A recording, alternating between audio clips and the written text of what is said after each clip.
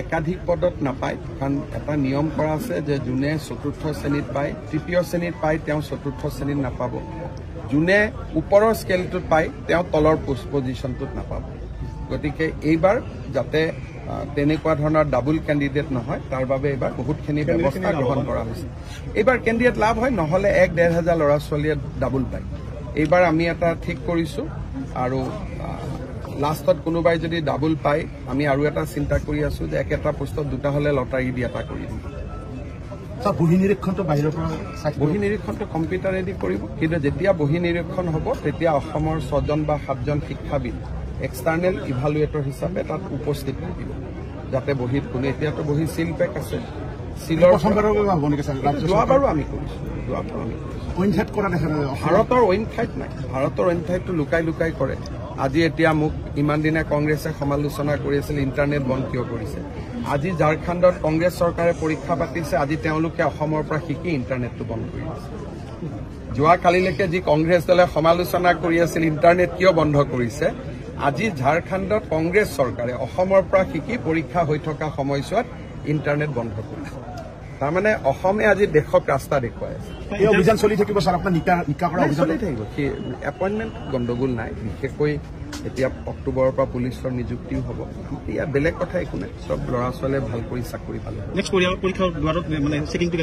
আৰু ভাল কৰি মহিলাৰ চেকিঙো হ'ব মহিলাৰ চেকিং নহলে মহিলাই যদি কাগজ লৈ আহে কেনেকে হ'ব গতিকে এয়াৰপৰ্টত যেনেকে চেকিং কৰে সুধি লয়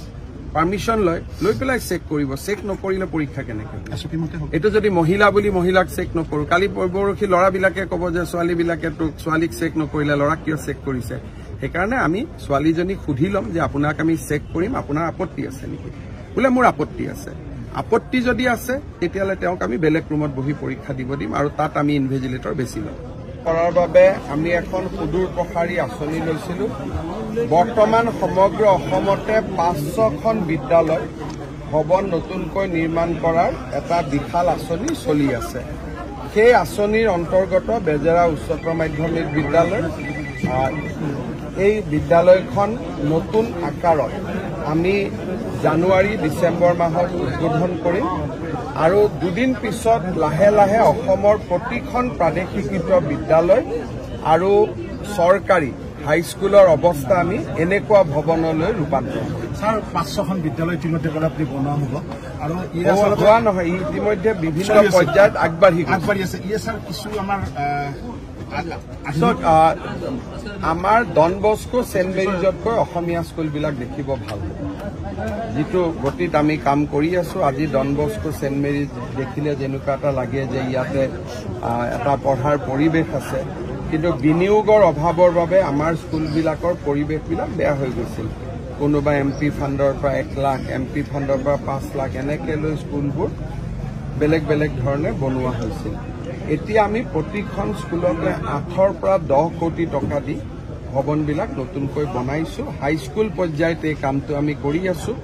4000 স্কুল আছে এই বছৰ 500খন লৈছো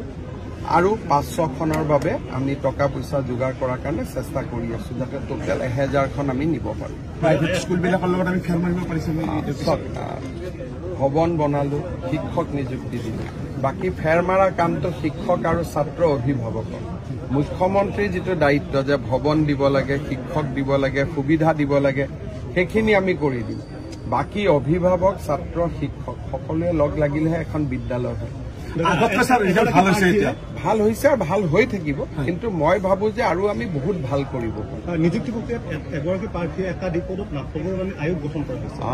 এতিয়া একাধিক পদত নাপায় কাৰণ এটা নিয়ম কৰা আছে যে যোনে চতুৰ্থ শ্ৰেণীত পায় তৃতীয় শ্ৰেণীত পায় তেওঁ চতুৰ্থ শ্ৰেণীত নাপাব যোনে ওপৰৰ স্কেলটোত পায় তেওঁ তলৰ পজিশ্যনটোত নাপাব গতিকে এইবাৰ যাতে তেনেকুৱা ধৰণৰ ডাবল ক্যান্ডিডেট নহয় তাৰ বাবে এইবাৰ বহুতখিনি ব্যৱস্থা গ্ৰহণ কৰা হৈছে এইবাৰ ক্যান্ডিডেট লাভ হয় নহলে 1-1.5 হাজাৰ ল'ৰা ছোৱালীয়ে ডাবল পায় এইবাৰ আমি এটা ঠিক কৰিছো আৰু লাষ্টত কোনোবাই যদি ডাবল পায় আমি আৰু এটা চিন্তা কৰি আছো যে একেটা পোষ্টত দুটা হলে লটাৰী দি এটা কৰি দিম বহি নিৰীক্ষণটো বাহিৰৰ পৰা বহি নিৰীক্ষণটো কম্পিউটাৰেদি কৰিব কিন্তু যেতিয়া বহি নিৰীক্ষণ হ'ব তেতিয়া অসমৰ 6জন বা 7জন শিক্ষাবিদ এক্সটাৰ্নেল ইভালুৱেটৰ হিচাপে তাত উপস্থিত থাকিব যাতে বহীত কোনো এতিয়াতো বহী সিল পেক আছে সিলৰ যোৱাবাৰো আমি কৰিছোঁ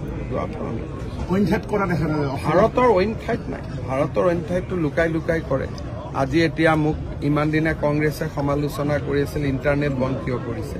আজি ঝাৰখণ্ডত কংগ্ৰেছ চৰকাৰে পৰীক্ষা পাতিছে আজি তেওঁলোকে অসমৰ পৰা শিকি ইণ্টাৰনেটটো বন্ধ কৰি দিছে যোৱাকালিলৈকে যি কংগ্ৰেছ দলে সমালোচনা কৰি আছিল ইণ্টাৰনেট কিয় বন্ধ কৰিছে আজি ঝাৰখণ্ডত কংগ্ৰেছ চৰকাৰে অসমৰ পৰা শিকি পৰীক্ষা হৈ থকা সময়ছোৱাত ইণ্টাৰনেট বন্ধ কৰিছে তাৰমানে অসমে আজি দেশক ৰাস্তা দেখুৱাই আছে এই অভিযান চলি থাকিব স্যাৰ আপনাৰ নিকা কৰা অভিযান চলি থাকিব এপইণ্টমেণ্ট গণ্ডগোল নাই বিশেষকৈ এতিয়া অক্টোবৰৰ পৰা পুলিচৰ নিযুক্তিও হ'ব ইয়াত বেলেগ কথা একো নাই চব ল'ৰা ছোৱালীয়ে ভাল কৰি চাকৰি পালে নেক্সট পৰীক্ষাৰ দ্বাৰত মানে চেকিংটো কেনেকৈ হ'ব আৰু ভাল কৰি মহিলাৰ চেকিঙো হ'ব মহিলাৰ চেকিং নহলে মহিলাই যদি কাগজ লৈ আহে কেনেকে হ'ব গতিকে এয়াৰপৰ্টত যেনেকে চেকিং কৰে সুধি লয় পাৰ্মিশন লয় লৈ পেলাই চেক কৰিব চেক নকৰিলে পৰীক্ষা কেনেকে হ'ব এইটো যদি মহিলা বুলি মহিলাক চেক নকৰো কালি পৰহি ল'ৰাবিলাকে ক'ব যে ছোৱালীবিলাকে তোক ছোৱালীক চেক নকৰিলে ল'ৰাক কিয় চেক কৰিছে সেইকাৰণে আমি ছোৱালীজনীক সুধি ল'ম যে আপোনাক আমি চেক কৰিম আপোনাৰ আপত্তি